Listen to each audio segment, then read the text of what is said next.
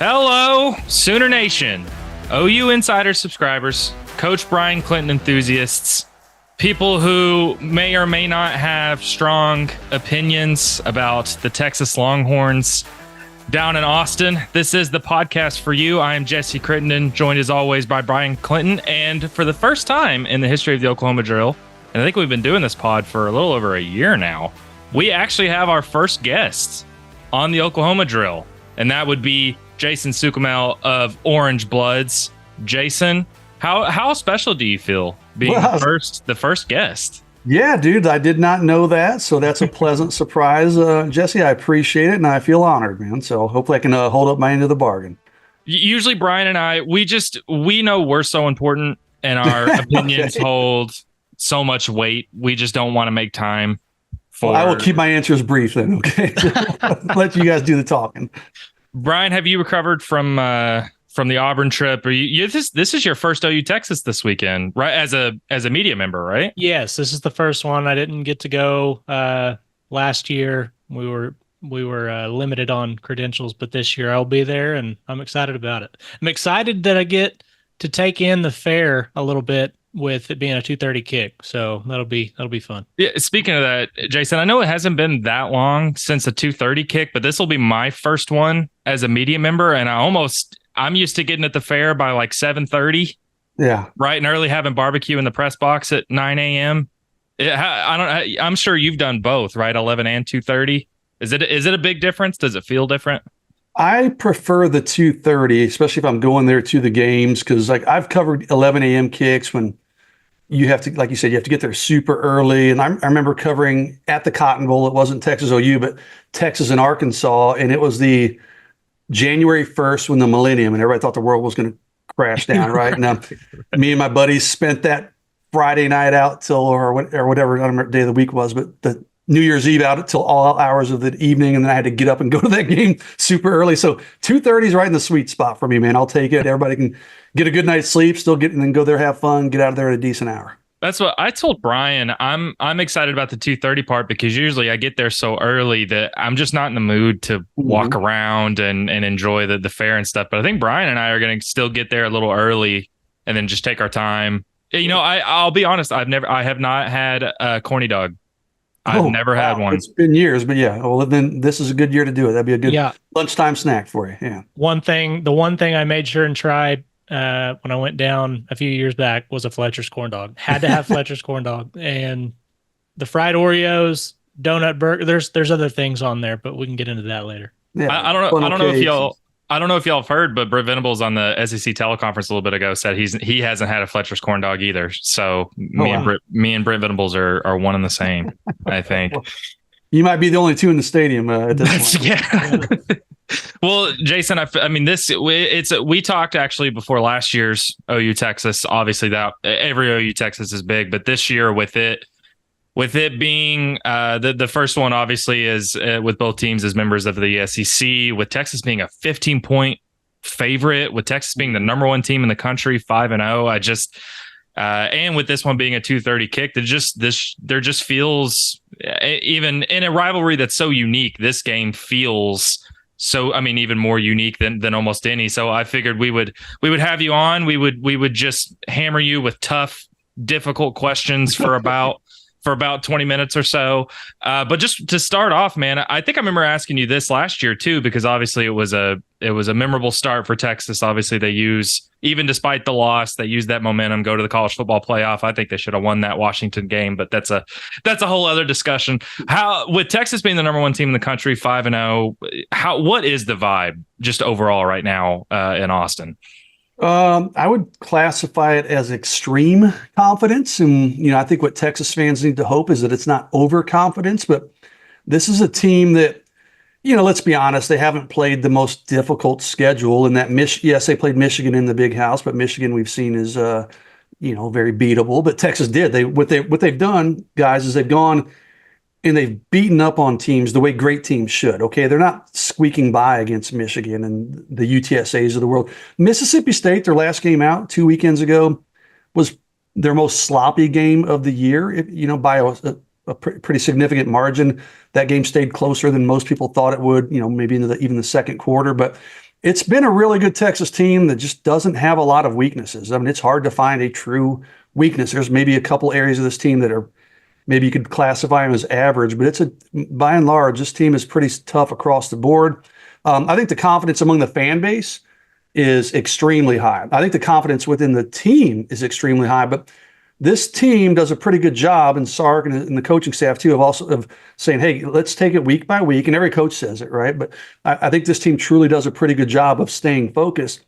And then when you look at what happened last week in the SEC, Sark can use that as, hey guys, we can't get overconfident. I mean, what happened to Alabama, what happened to Tennessee, can happen to us. So I think it's a confident team, it's a confident fan base, and I think they have a good reason to be. It's a really good Texas team this year. Yeah, my first question, obviously, one of the biggest storylines in this game is going to be Quinn Ewers making his return after being out for a few weeks now. What's kind of the thought process on that? We saw what Arch is able to do. Huge threat with his legs. Was very impressive. But kind of what's the thought process about getting Ewers back for such a big game? Yeah, it's interesting. There's a couple of different ways to look at that, and Quinn, unfortunately, has been injury prone at Texas. He's missed time each of the last 3 years. The good part about that is he usually comes back from injuries and he doesn't show any rust. So we'll see if that's the case again this year. But usually he comes back, and especially this year, he's had an off week of practice. I mean, the truth is, guys, he was taking first team reps most of last week too. So he's had some time to kind of shake off the rust and get reacclimated to the speed and those types of things. But, it's the vibe, I think, is people are excited to have Quinn back. I think the team is excited for Quinn. He's been really good, before he got hurt. But there's also some comfort that knowing, hey, man, Arch Manning is really, really good. The kind of, like you said, he does more with his legs than Quinn. He throws a deep ball. He pushes it downfield more than Quinn. Quinn's much better in the intermediate and short game stuff. He can throw the ball downfield, of course. But, I think this team's really good with either quarterback. I mean, I had someone, the Rivals national team ask me, could Texas be a championship caliber team if Arch Manning played the whole year? My answer was, yeah, they sure could be. I mean, I'm not guaranteeing that they make it, but I think they have that kind of potential. I think with Quinn, though, it's a little bit safer bet. He was really playing at a high level, just mentally, making quick decisions. He's been accurate. So, I think this is a really good team, regardless of who's out there at quarterback for Texas. But I think getting Quinn Ewers back gives Texas a little bit of a boost in terms of their offensive efficiency. Oh, go ahead. Just to follow up real quick, the noise, of course, everywhere from up here, and is there's going to be a quarterback controversy there. Do you sense that at all? That I didn't figure. Not even. I mean, maybe among fans who, Arch is the big name, and Quinn was the number one recruit in the country too. But Arch Manning is Manning, and he's obviously performed really well. I mean, Arch's passer efficiency is like top 5 in the country or something ridiculous. But no, this is Quinn Ewers' team. Sark has made that perfectly clear. I think it's the right decision. When you're going against the Oklahomas and then Georgia next weekend and moving down the schedule, you want that more experienced quarterback. He's played in big games. He's played at Alabama. You mentioned the Washington game, or Jesse did earlier. So this is Quinn's team. I don't think there's any doubt about that within the program. There is absolutely no quarterback controversy. And to Arch's credit, man, he's handled it exceptionally well. He's perfectly content with his role, and he knows his time is coming. Well, speaking of all that, I think one thing that kind of stands out to me about this matchup is, especially when you go back to Quinn making his first appearance in this game in 22. I mean, this will be his 3rd consecutive start in this game. This will be the 3rd different starting quarterback for OU during this stretch, which is crazy for one. But two, I wanted to ask you, in addition to that, one thing that has stood out to me is this Texas offensive line. I mean, when you look at the numbers, and I know they were touted coming into the year, but I mean, I think they're 17th in the country in sacks allowed. They're just giving up 1 per game. Now, OU's defensive line is top 10 in the country. They're top 10 in tackles for loss. They've got Mason Thomas that has 5.5 sacks on the year. I'm just curious, what have you seen from this Texas offensive line, whether it's been either in front of Ewers or Manning? I mean, even their numbers when they're under pressure, both of their quarterbacks, they're rare. For one, they barely get pressured. 2, they're really good. But what have you seen from this Texas offensive line, and how much do you expect them to be challenged by this OU defensive line? Is this maybe a tougher test than they face? Just your thoughts on the offensive line. Yeah, I think this will be, in Michigan was supposed to be a really tough test, right? With that interior of their defensive line, they got some edge players that are really good. Um, I do think this is going to be their toughest test. Texas did a really good job against Michigan and just kind of took those guys out of the game. But I don't know that Michigan had the explosive athletes off the edge that Oklahoma does. So that's going to be a good test for this Texas offensive line. Now, there are a lot of people that think this line may be the best in the country, maybe one that winning the Moore Award. They've been really, really good, as you said. I mean, their pass protection's been good. Some of that is also, Quinn gets the ball out of his hands so quickly. Arch, maybe not quite as quickly, but still does a good job with it. The run blocking has been good, but not dominant the way people thought it might be. Some of that is, hey, they lost two running backs for the season before the season ever began. Okay. Jaden Blue, their projected starter after those guys went down, has been banged up and he's missed some action. And he had problems fumbling last week. So they've been pretty good in run blocking, maybe not quite as dominant as collectively as a unit as I thought they would be personally. But then I look at their grades after every game, and one of our writers, Alex Dunlap, goes through and he breaks down every single play, and this is just what he lives for. And like their grades individually are pretty remarkable for their O-line grades. So, I mean, I would wager that all five of the guys that are starting in this lineup, and they almost have six, if you will, because they rotate some guys at the guard spots. But I think you'll see probably all five of those guys will be NFL players at some point, including obviously Kelvin Banks. I mean, I saw a mock draft this week, and I don't know if this is true, but this one mock draft had him as a number one draft pick or number one draft in next year's NFL draft. So I don't know if he'll be number one, but I think he'll be a top five-ish type pick. So they've got some real star power on this offensive line, but it's really strong, really just across the board. There's not much of a weakness. Right tackle Cam Williams, a little bit inexperienced. First year as a starter, so he'll be matched up with our Mason Thomas. That's going to be a matchup worth watching. But across the board, this is a really good offensive line. Oklahoma, obviously coming into this game, has got just a rash of injury problems. There's been a lot of talk about the wide receiver room, offensive line maybe getting a little bit healthier, and maybe have some cohesion there. What's the injury situation at Texas? Disclosing the guys that obviously were already out for the season. Yeah, pretty fortunate. And Sark has mentioned this, like they really haven't had at tight end or receiver. They have had or offensive line. They really haven't had any injuries. I mean, obviously the Quinn one's that's a national storyline. But then when you have Arch Manning coming in and playing like he did, that kind of negates that one a little bit. And Quinn's coming back. Running back, they're pretty healthy. On defense, they got a couple guys with bumps and bruises, but for the most part, this is a pretty healthy team. They've been pretty fortunate. Ironically, or unfortunately, they had more injuries in the offseason in preseason camp than they'd have during the season. So it's a pretty healthy group overall. Not many, I would say, glaring injuries are going to cost guys. Like Oklahoma's dealing with running back and receiver, and like you said, their offensive line's getting healthy, defensive backfield. But Texas has been pretty lucky. I mean, knock on wood for Texas. They're coming into this game pretty healthy, and that week off certainly helped that too. Jason, when I'm diving through the numbers, watching a little bit of film of this Texas team, the one thing that's remarkable that stood out to me is that they're first in passing yards allowed, that this defense is, and they're first in passing yards per completion, 7.5. I think it's 7.7 on the year. I mean, to go from the Big 12 defenses of old and even for OU and Texas to be known for their offenses the last few years. And now actually, I think in some ways the stats show the defensive side of the ball has been the most impressive for both of these units. But, and I know you mentioned it hasn't been the quote unquote, the toughest schedule yet, but what has been so effective for Texas in limiting opposing offenses through the air so much? Yeah. And that's been one of the biggest turnarounds, because last year, I don't remember exactly where they ranked, but their pass defense was pretty bad in terms of yards given up per game. The biggest difference, they've started to pressure the quarterback a little bit better. Colin Simmons, the five-star true freshman's really started to come on. But more than anything, this secondary is really talented. Guys that played last year have another year experience. They've got a true sophomore cornerback who's Manny Muhammad, who's playing. Derek Williams is a true sophomore safety. He is a little banged up. I think he'll be back this week, but he's missed some time. But they just got more experience. What they'll tell you is the communication's been a lot better back there. Last year they had a lot of miscommunication, some blown coverages and things. This year, the communication's been better, and frankly, the coverage has been fantastic. The front seven's been done its job. It's been a part of that. You got to give those guys some credit, but it's a really talented secondary. And they also rotated a lot of guys in. I mean, they have 4 safeties they'll play. Andrew Makuba is a transfer from Clemson who's played really well. Michael Tassa, a former walk-on from Austin Westlake, who this guy, people don't talk about him much, but he just goes out there and makes plays. He's never out of position. They've got some depth at cornerback, including a couple transfers.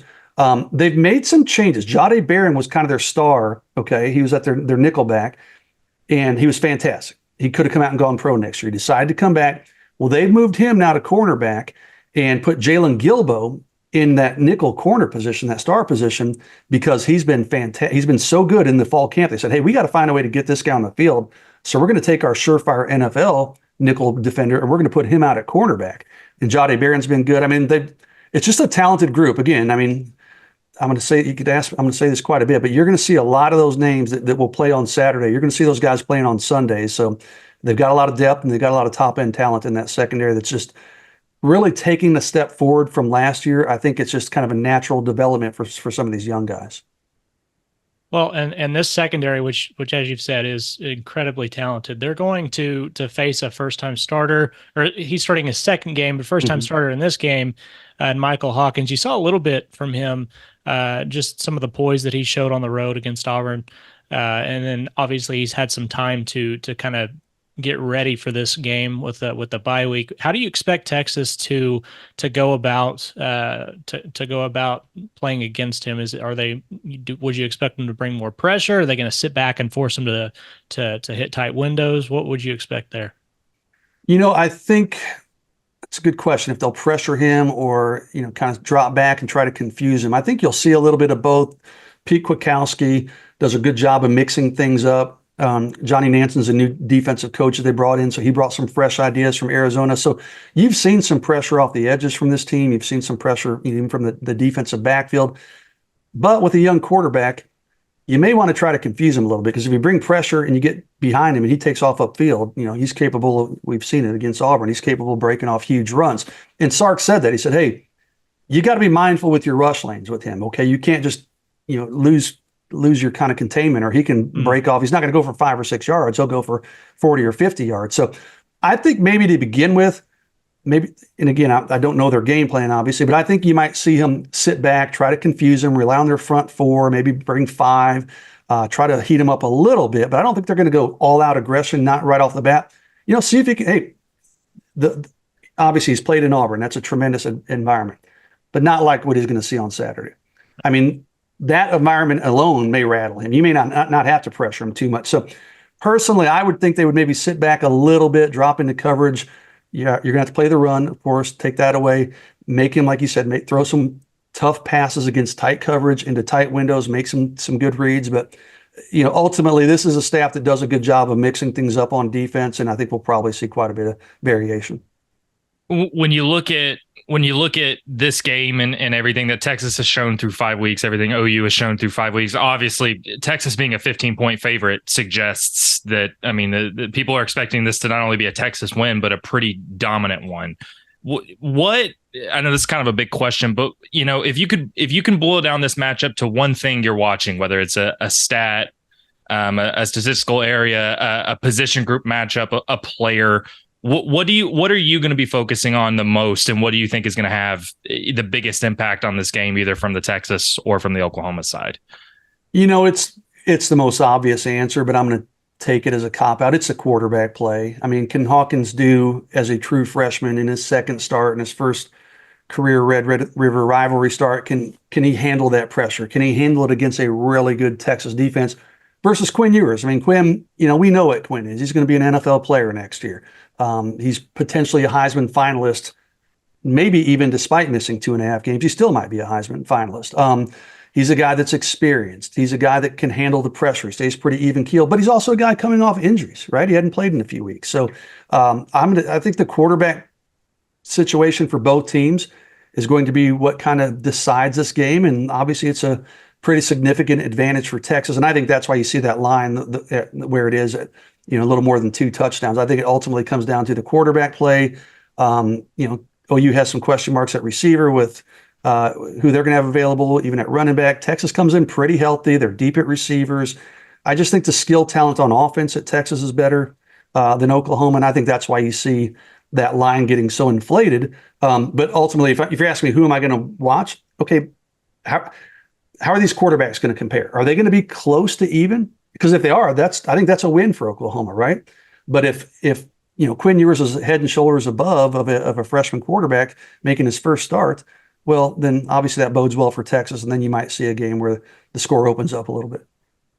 All right, before we let you go, I'm going to just put you on the spot. Who's winning? What's the score?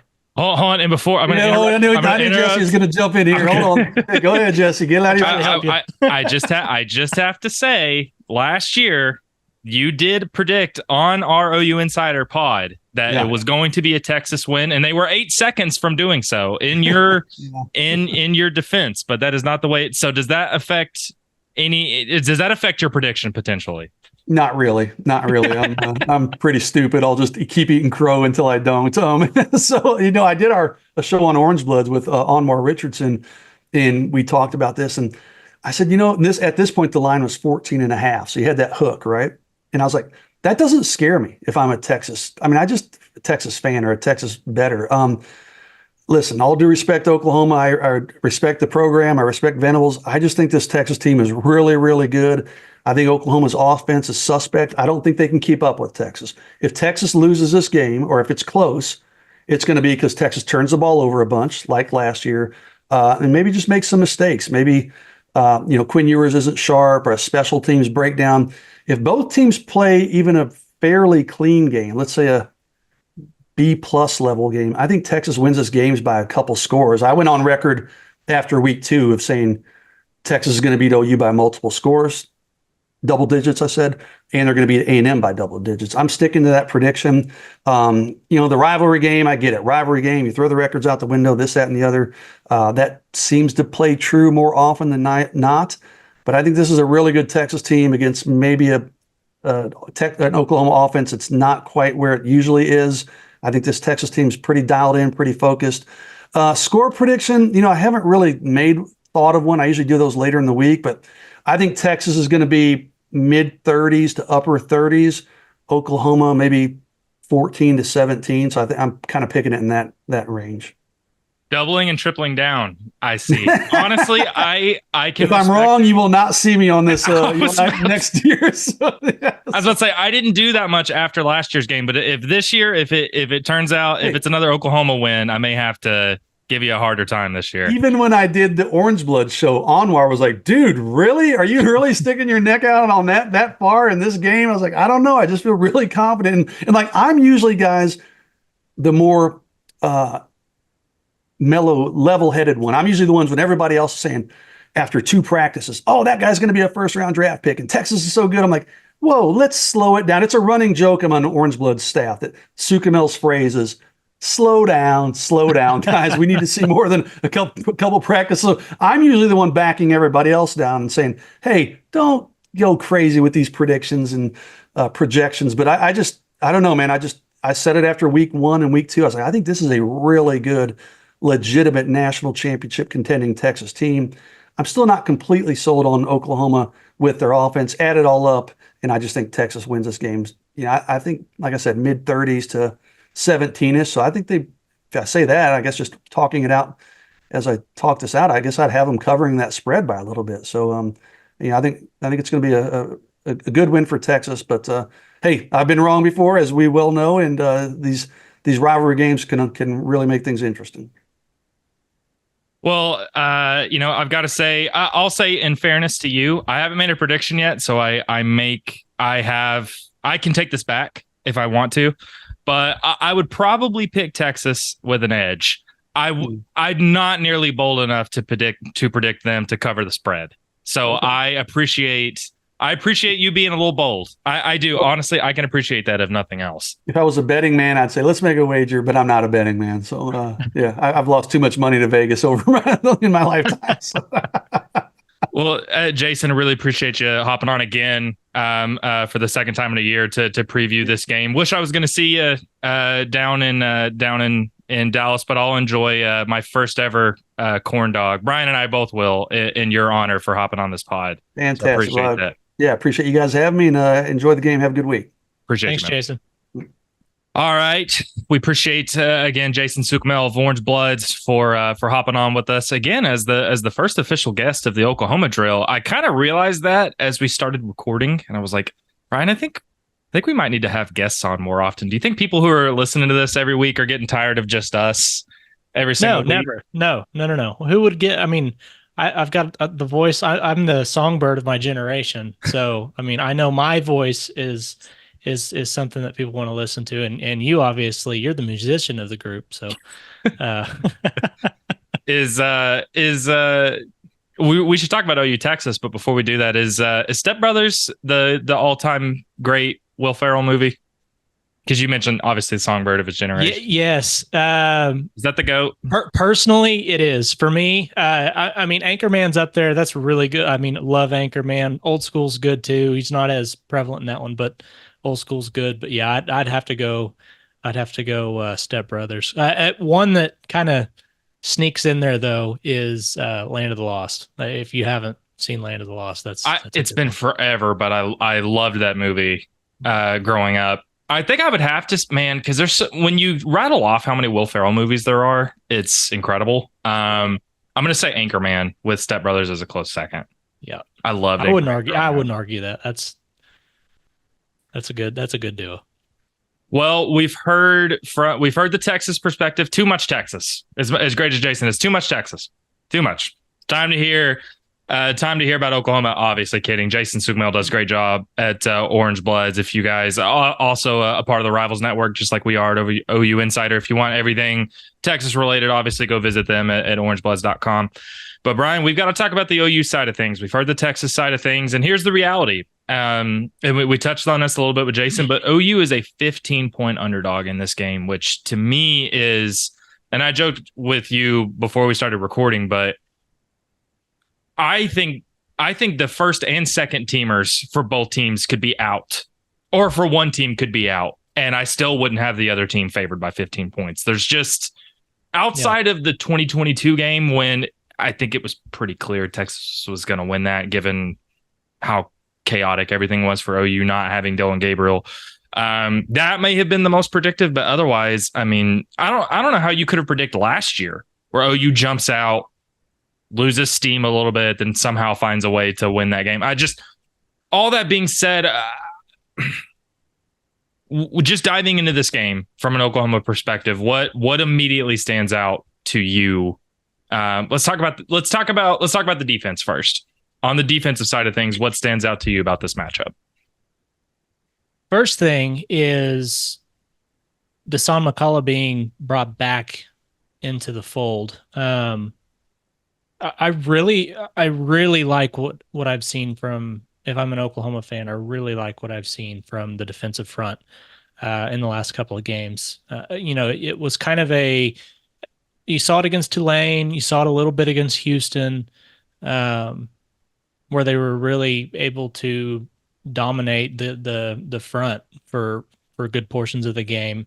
And really determine what offenses were able to do. But it was kind of that question: are they able to do this against SEC talented offenses? The answer has been yes so far. I mean, they've done a terrific job. Now they've spent a lot of time on the field the last two games. If they were coming into this game without the bye week, I'd be pretty concerned about just their level of play. Just because I think they would have been gassed. They spent a lot of time on the field the last 2 weeks. That being said, they've really gotten after the passer, and having Dasan McCullough added to that equation with the years that obviously our Mason Thomas is having and Trace Ford, I think that makes them a dynamic pass rush group. So really like that.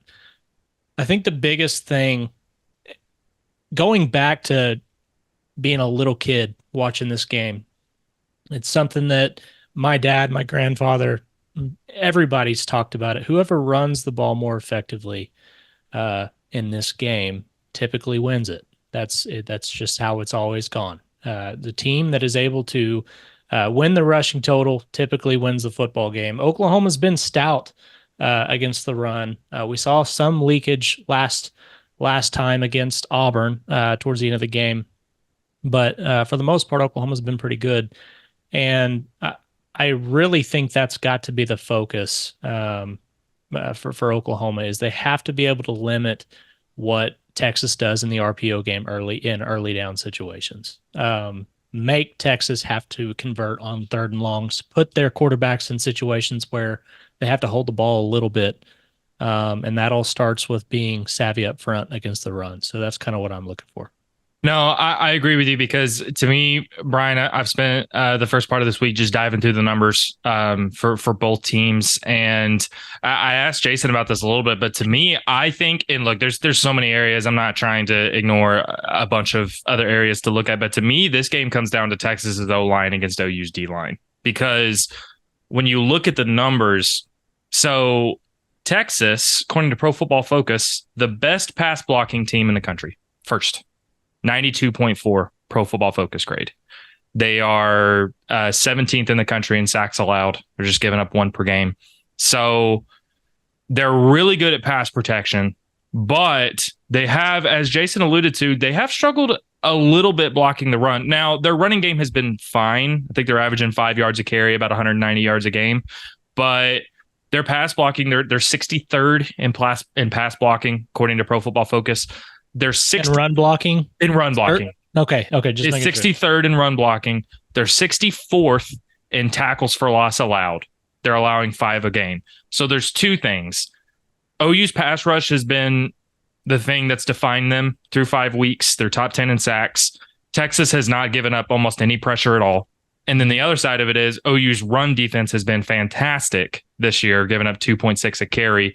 And Texas run blocking there has been not suspect, but it hasn't been fantastic. It's been kind of average, middling. Yeah. To me, that's kind of what this comes down to because extending it further, this is a Texas offense that's really explosive. And if this OU defense has struggled at anything, it's defending against the pass, specifically down the field. They're 93rd in yards per completion.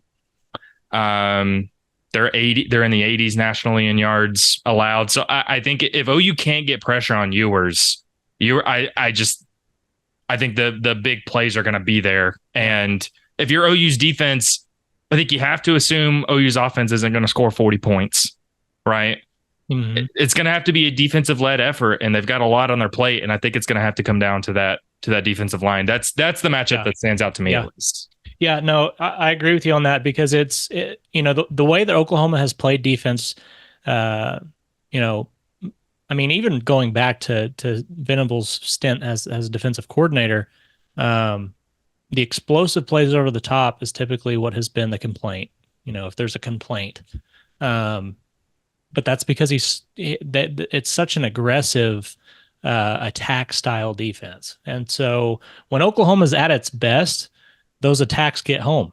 And when Oklahoma is, having situations like they did a couple times against Tennessee, we saw a couple times against Auburn, the pressure just barely misses on that, and there's opportunities downfield. Now, to give the corners credit and some of the guys credit, they were in good position this last week against Auburn.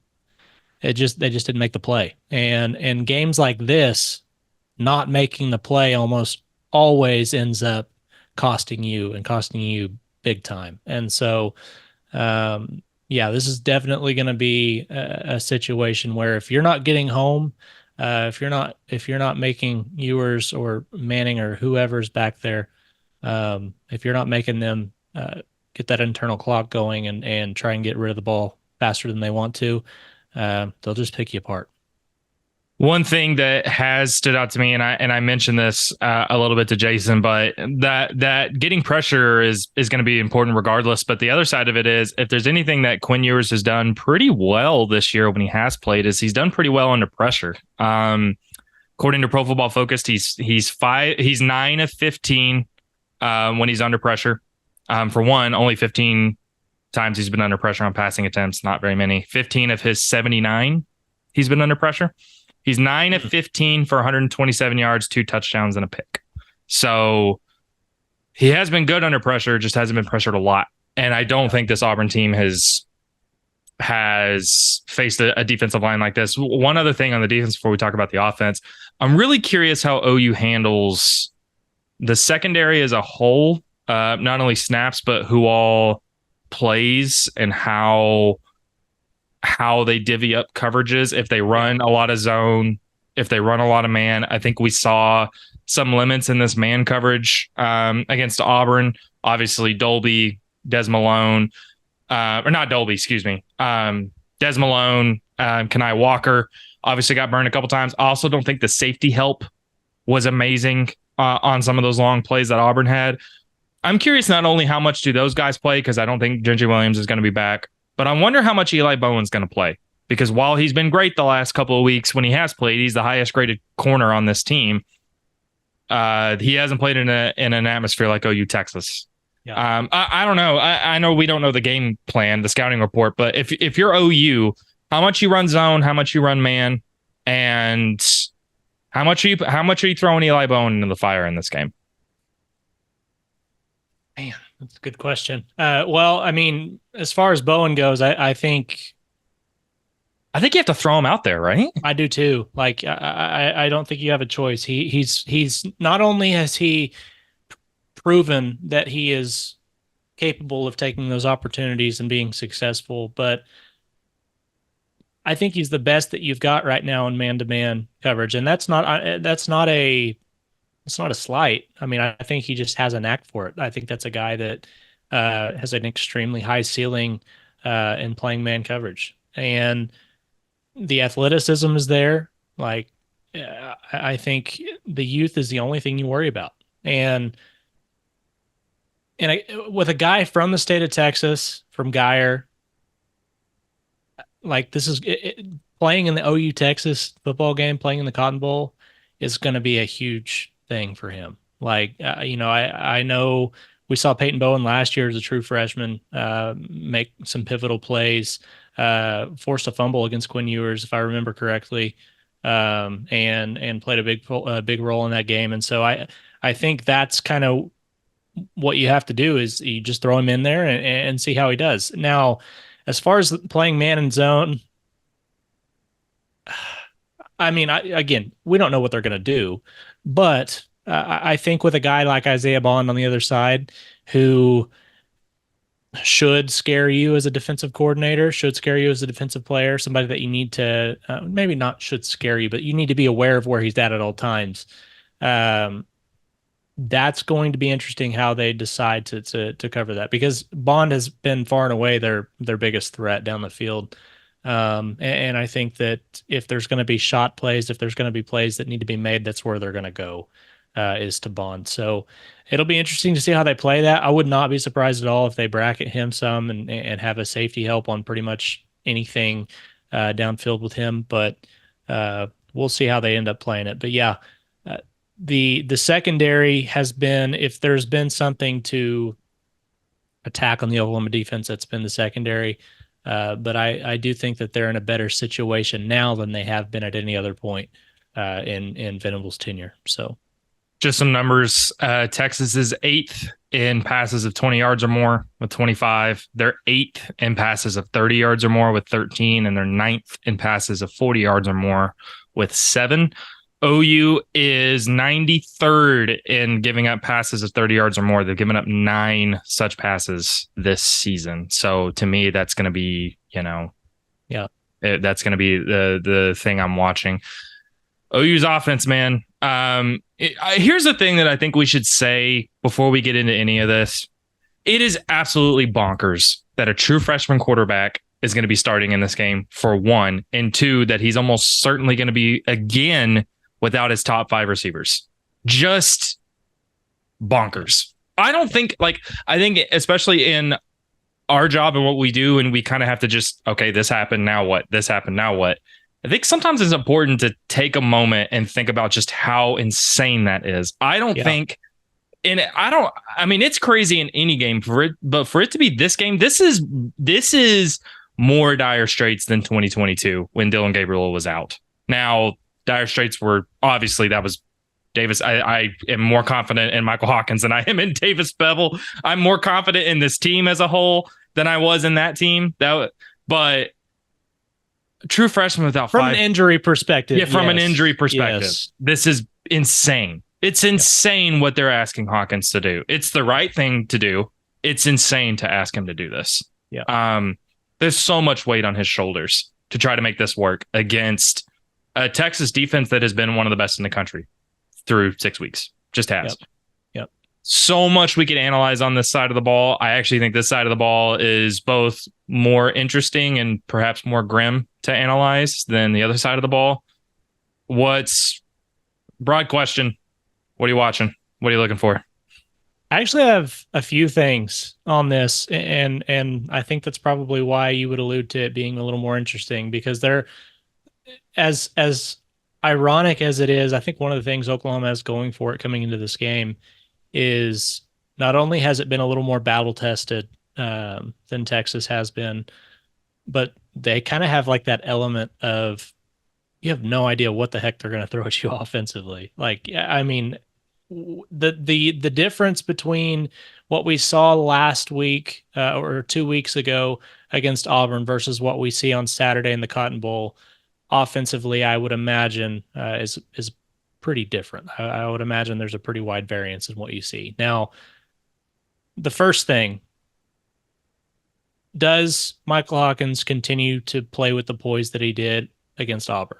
If he does, if he takes care of the football, if he takes what the defense gives him, I think Oklahoma has an opportunity to stay in the game. I think they have an opportunity to make the most of it, because what he brings to the table with an offense that's built around him is dangerous. It just is. He is the epitome of what a defensive coordinator does not want to have to deal with, and that's a guy that can pull it down, take advantage of missed opportunities in rushing lanes, and he can tear you up over in the middle of the field. So that's the first thing. The second thing, this feels like an opportunity for Taylor Tatum.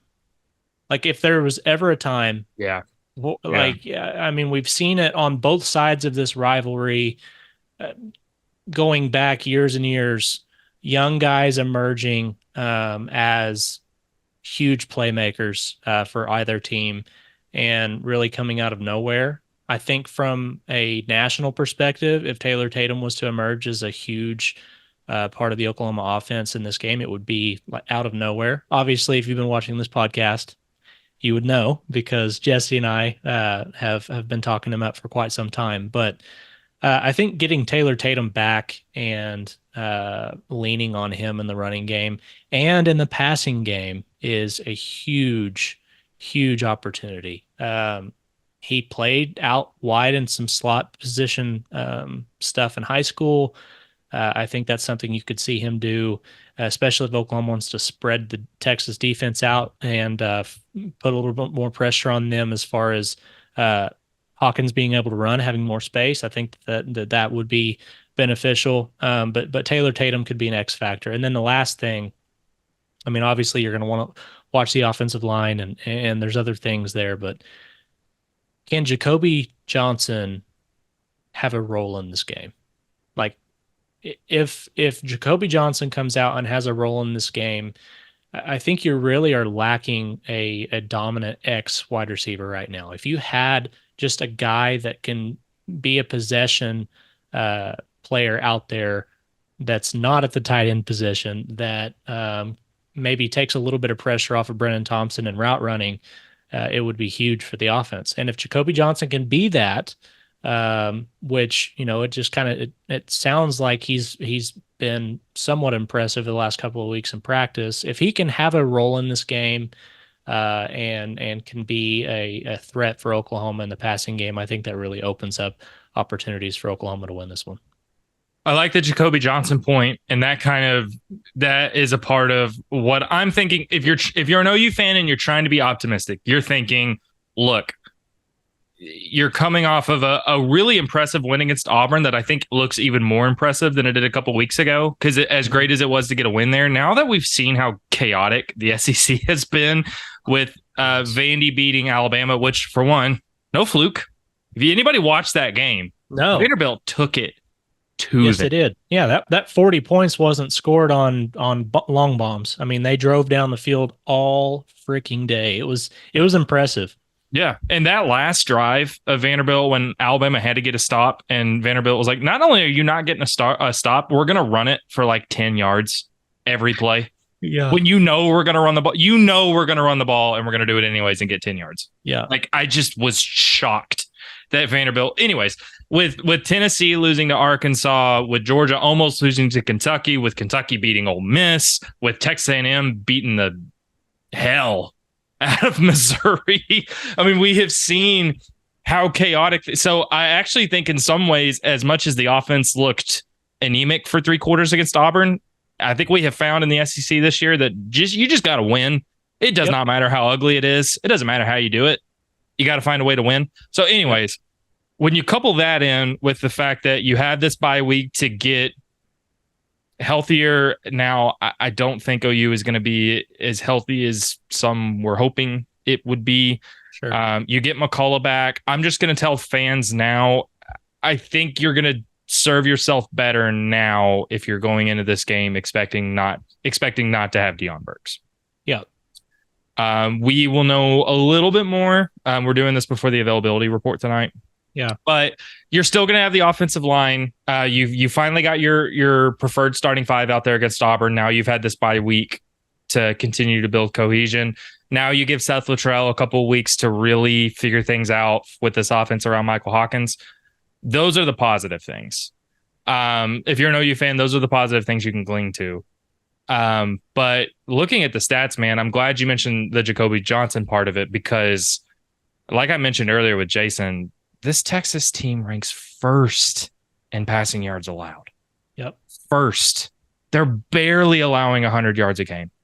They're first in yards per completion, 7.7. They are 8th in the country in opposing passing plays of 20 yards or more. They've given up 8 plays of 20 yards or more. To me, so let me ask you this because I'm going to spin that off into something else. But let me ask you this. If we're assuming Deion Burks isn't going to play, be a wonderful surprise if he does. They need him so bad.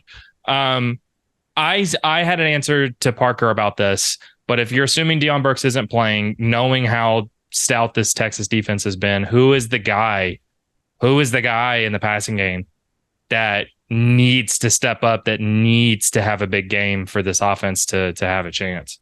I have my answer. I'm curious about yours. Yeah, I mean, I think the biggest threat right now, as far as mismatches go, if you're going to lean on somebody, it has to be Bauer Sharp. Mm-hmm. Like, I think that's the easiest answer. He's your biggest target. He's a guy that's proven he can do it. He can play clean ball. Like, I think he's a huge weapon for Oklahoma. But I also would say, not to argue that Texas isn't. I think they have legit NFL talent all across that defense. I mean, this unit is good. It is a good defensive unit.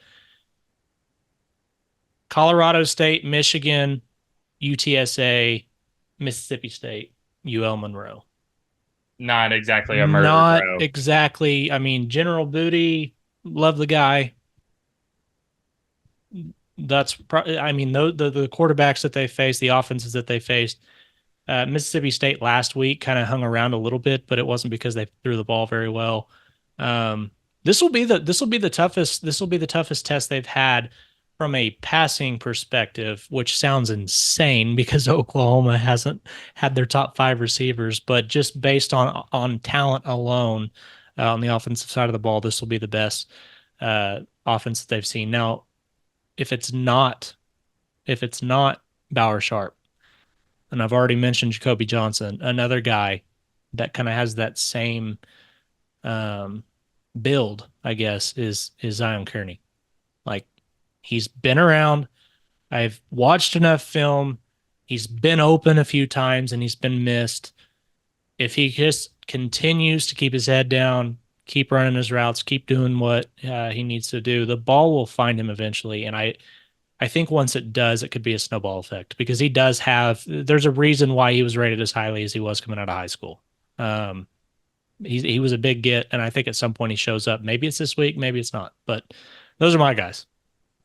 Love the picks. I said the same thing about Bauer. He's second on the team in receptions, second on the team in receiving yards.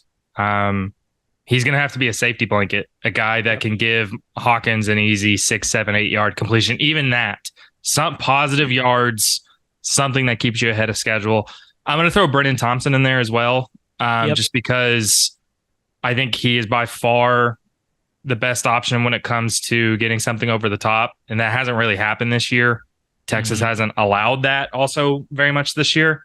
I'm wondering if this is a game Brennan Thompson can have an impact. But to me, again, and we've talked about this before, but this all comes down to me, OU's got to run the ball and run it well. Have to. That is the weakness of this Texas defense. And you cannot put Hawkins in a position as a true freshman against this Texas team without his top 5 receivers to have to make every play. You can't. And I agree with you. If Taylor Tatum comes back, I think he will. I think you've got to give Taylor Tatum double-digit carries. And I think you have to get creative with using him and Javonte Barnes. I want to see a lot of 2 running back sets. I want to see fake to Javonte Barnes, swing pass to Taylor Tatum. I want to see... Hell, I would love to see, this is probably insane. I want to see fake to Javonte Barnes, run a speed option with Taylor Tatum. Like, get creative, get crazy. If they keep on doing the same run blocks, run schemes, and just try to run it in between the tackles against Texas like they have the last few weeks, they're going to rush for negative yards. That's what's going to happen. And even with this being the offensive line they want, that's what's going to happen. Yeah. Well, and I agree with you. And I am kind of holding a reservation, hoping that there is some changes to the scheme as far as the running scheme goes. If you're looking for something to hang your hat on, if you're an Oklahoma fan, when it comes to running the football, Oklahoma was pretty bad running the football last year up until the Texas game. Yeah. And then they seem to figure things out. Is that going to happen this year? I mean, I would hope so if you're an Oklahoma fan. But the other thing is that, can you, off the top of your head, can you tell me who the leading rusher against Texas was last year for Oklahoma? Tawee Walker. It was Dylan Gabriel. Oh, yeah. He went over 100 yards and was the leading rusher for Oklahoma. Oklahoma went over 200 yards on the day. I think they had 4.5 yards a carry or something like that. And it was he had the big 45-yard run? Yes. Gabriel did?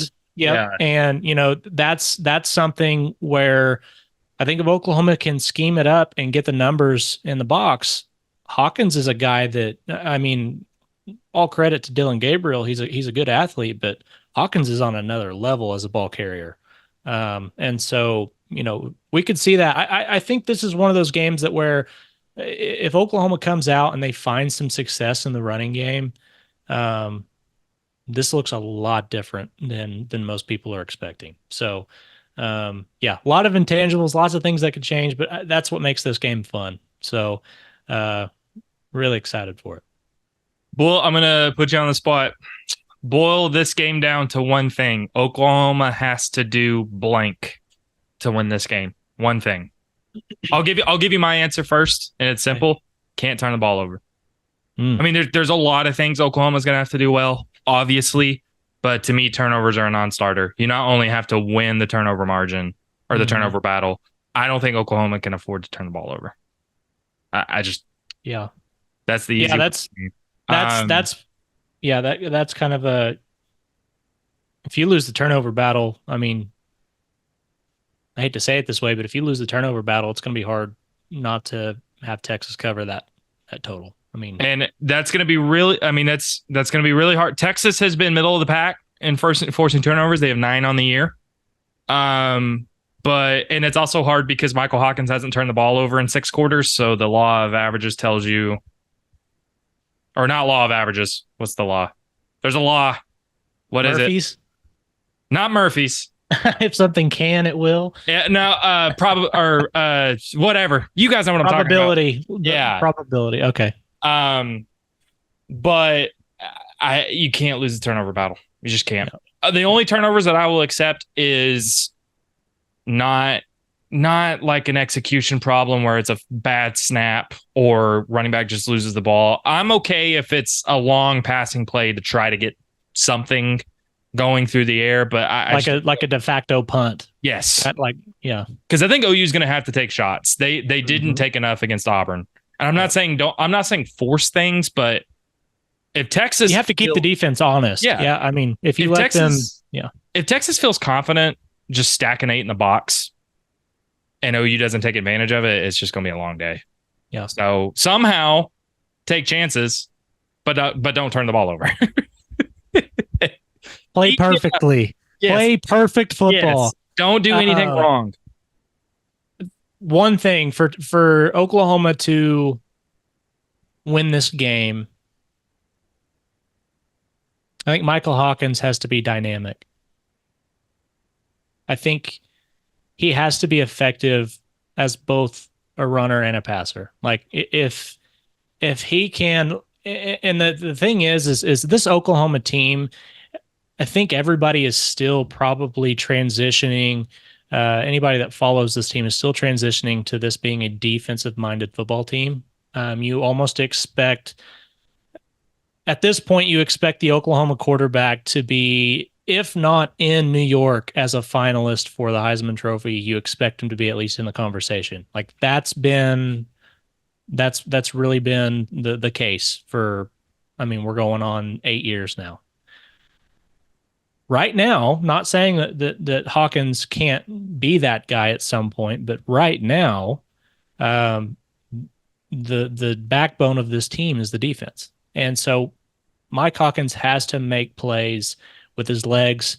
And I think he has the ability for this to be, to me, like, and I'm not calling him this guy 1-to-1. So this is going to get blown out of context, and that's fine. This feels like an opportunity for him to have like a Johnny Manziel game against Alabama. Like if he can really create chaos with his legs, extend plays, they're a heavy underdog. It feels like an opportunity for him to really put his name on the map. And so if he can be dynamic, I think Oklahoma has a great shot because the defense, I do think the defense is going to give them opportunities. This is by far the best unit that Texas has faced at this point, and this game is weird. So, I mean, for me, and I want to know what you think about this. If you're an Oklahoma fan, you're going in as a 15-point underdog. Nobody believes that Oklahoma can win this game. You know that that's getting pressed into their heads all week long by this coaching staff. You know that there's not going to be, for me to hear from Jason that this Texas team is feeling super confident. Like to me, it sets up for Oklahoma to have the right mindset going into this, and that has to mean something. So, like this game and can't wait, but Michael Hawkins has got to make a lot of plays.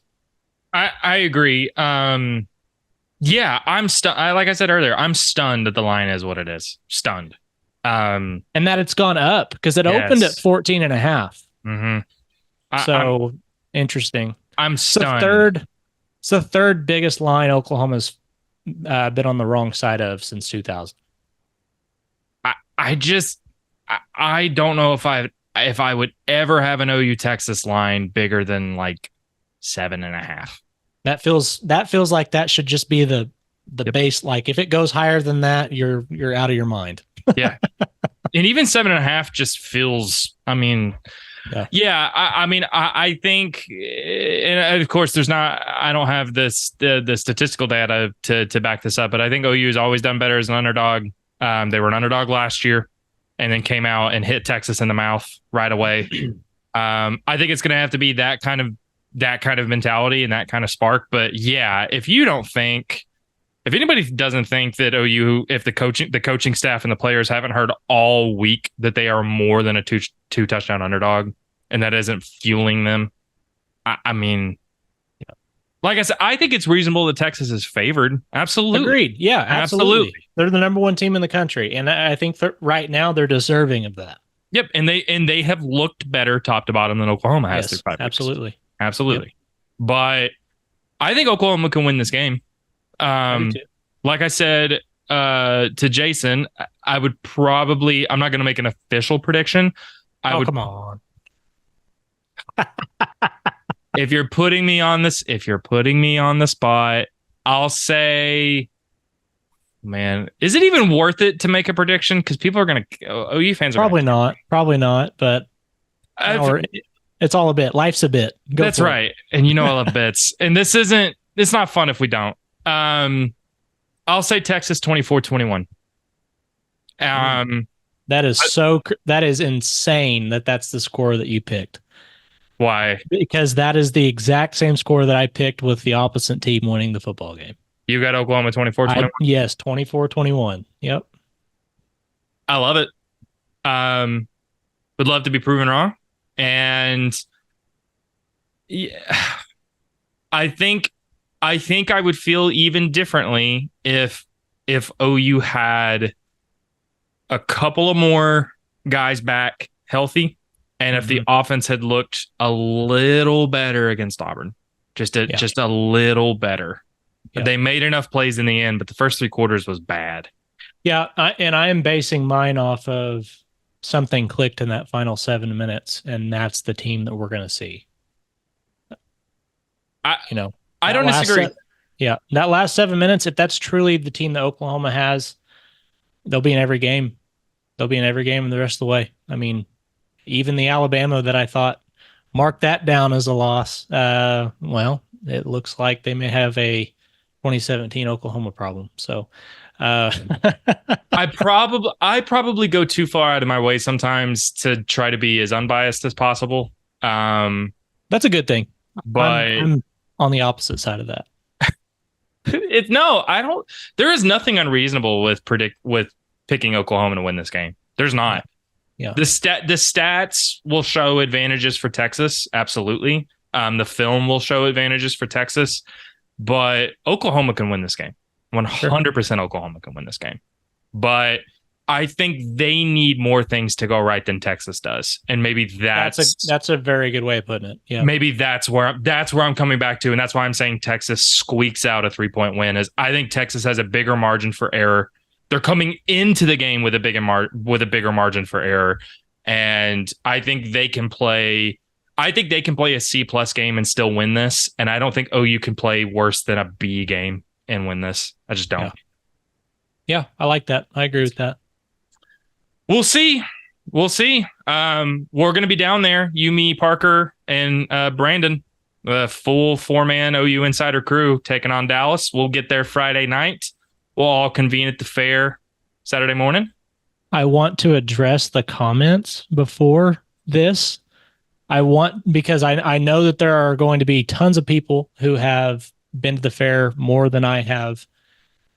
What do I have to try? What are the things that I have to try when I'm down there? I obviously got to have a Fletcher's corn dog again because it was incredible.